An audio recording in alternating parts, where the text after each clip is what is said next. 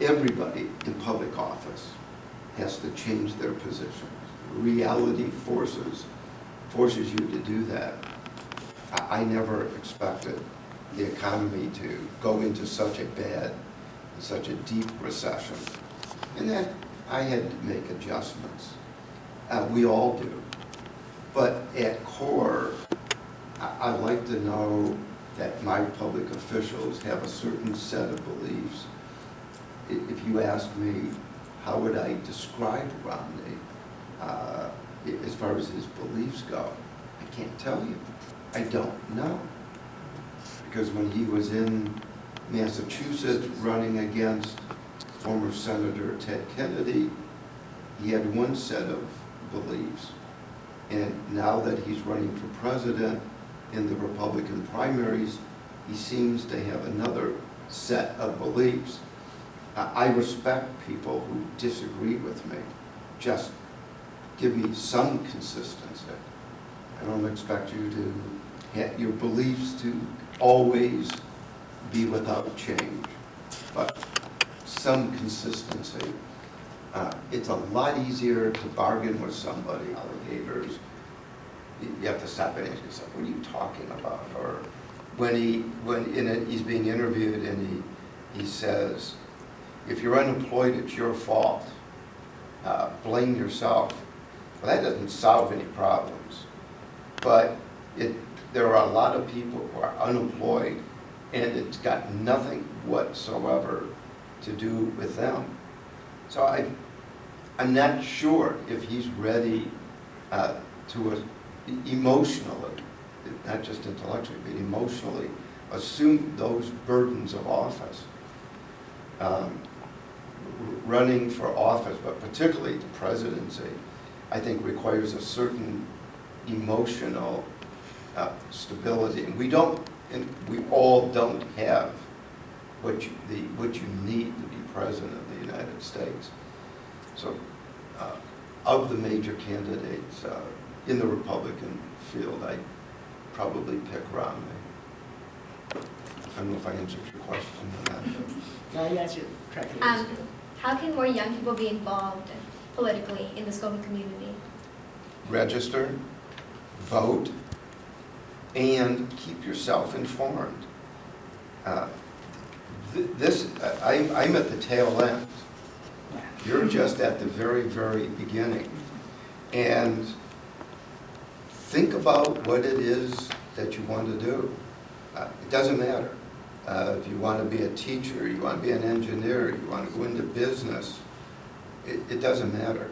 But think about what you want to do, be informed, and at whatever level and however much energy you have, participate. And when I say participation, I don't necessarily mean joining a village commission or coming to village board meetings. You're welcome, glad to have you, but I'm thinking join the student council here at Oakton.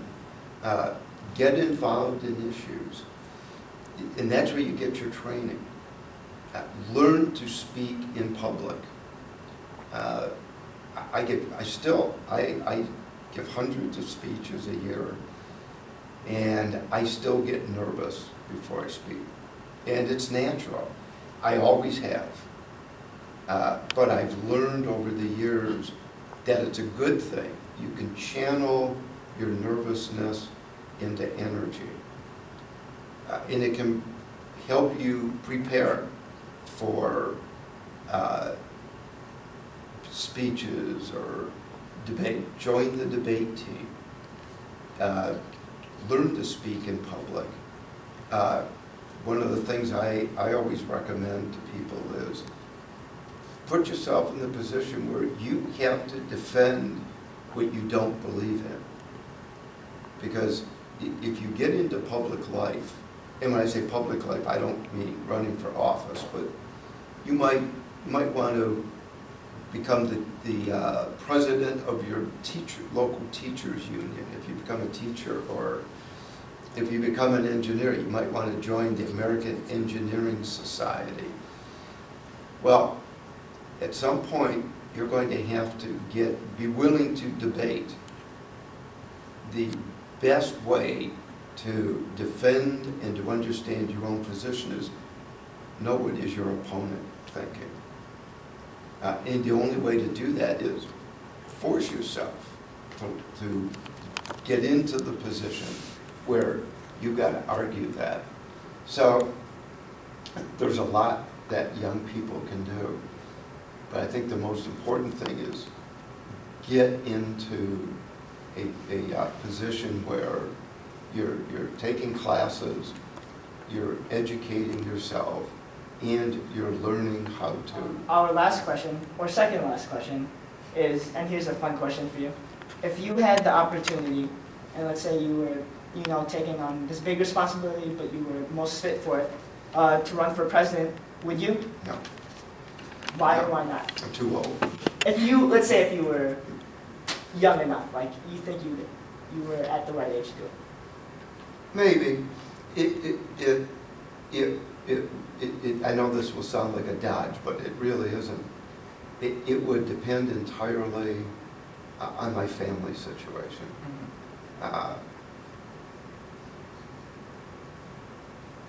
Your family has always got to come first.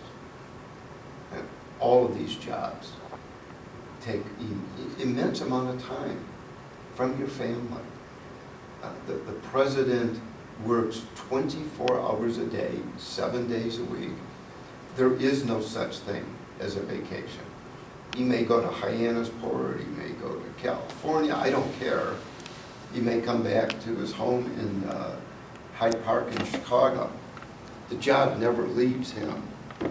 And so in whatever impacts him also has an impact on his wife and has an impact on his children.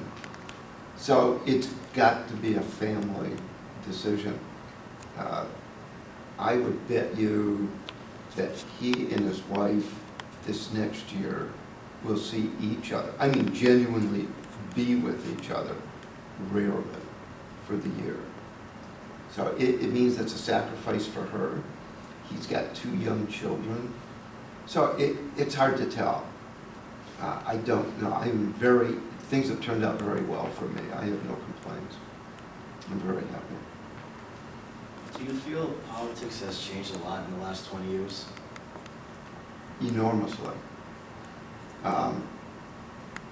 I think it's changed in a couple ways. At the national level, the tone, the bitterness has changed. I don't like the discourse. Like I say, it's okay to disagree. But when you elevate it to religion or theology, and by that I mean, you and I don't just disagree on a project, or we don't just disagree, you're liberal, I'm conservative. But when I say, well, you're a liberal, you're evil, then I think that tone makes it difficult for the 2 sides to sit down and make a compromise. And the perfect example of that, and to me it was very disturbing, this last summer, the Congress took up the question of the debt limit. Normally it would be a very esoteric kind of thing that only people like me get interested in. But it has its importance. It was elevated this last summer to a very bitter ideological struggle. And apparently the president and Speaker Boehner came to an agreement. Now this debt limit might not sound very important to the 3 of you, but because Boehner couldn't carry his caucus and the president had trouble with his, we came right to the precipice of going into a default. Doesn't sound like it's very serious, but it was serious enough that Moody's, which is one of the bond rating agencies, downgraded the United States government from the highest rating in the world, and that had never happened in our history before. That was a signal from the financial institutions to the people of the country and to our government. Get your shop in order, because we will downgrade you again. And it has a practical cost. But beyond that, so the tenor of politics has gotten more sharp. And right now, we've got this super committee in the Congress that is supposed to arrive at a solution to our budgetary problems. If they are not able to come together, the consequences are going to be huge. And, oh my God, I gotta get to class. Excuse me. I may miss Sorry,